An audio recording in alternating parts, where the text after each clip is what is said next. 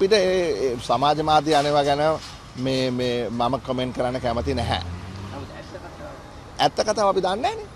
ඇත්ත කතාව තමයි මුදල් ලේකම්තුමාගෙන් අපි අහලා තියෙන්නේ. මටත් ඕනනම් පුළුවන් සමාජ මාධ්‍ය ගියා අරක සමාජ මාධ්‍ය ගියා මේක කියලා නිකන් නොයෙකුත් දේවල් කියන්න. මම එහෙම කියන්න සූදානම් නැහැ. මොකද මම වගකීමකින් වැඩ කරන පුද්ගලයෙක්. ඒ නිසා තමයි මේ වෘත්තීයමය වශයෙන් මම ලිඛිතව ඉදිරිපත් කරේ කරුණා කරලා අපිට දැනුවත් කරන්න. මුළු දවසේම වෙලා තිබුණා. මේ කට්ටියට අපිව දැනුවත් කරන්න මෙන්න මෙහෙම දෙයක් වෙලා තියෙනවා කියලා. අනිත් එක මම අහන්නේ මුදල් කාර්ක සභාවේ සභාපති හැටියට. මගේ කමිටුවේ අනුදැනුම සහිතව. හරි. ඔවුන්ගේ එකඟතාවයෙන් මත. නැතු මම මේ පුද්ගලිකවම කරන දෙයක් නෙමෙයි. එතකොට වෘත්තීයමය වශයෙන් ඔවුන්ට වගකීමක් තියෙනවා මේට පිළිතුරක් ලබා දෙන්න. ලබා දීලා නැහැ. ඉතින් ඒ නිසා මම කැමති නෑ සමාජ මාධ්‍යයේ අරක වුණා මේක වුණා කියලා එක ගැන තවදුරටත් මේක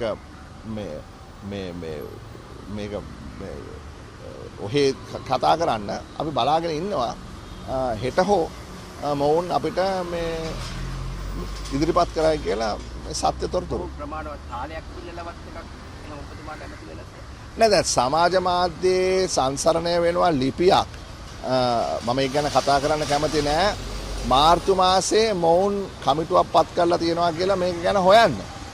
ඒ කියන්නේ අපි දැනුවත් වෙලා නැති වුණාට මේ දේ සත්‍ය නම් මාසයක් තිස්සේ මේකේ දැනගෙන තිබිලා තියෙනවා. ඒ කියන්නේ අපිව දැනුවත් කරන්න ඕන තරම් කල් තිබිලා තියෙනවා.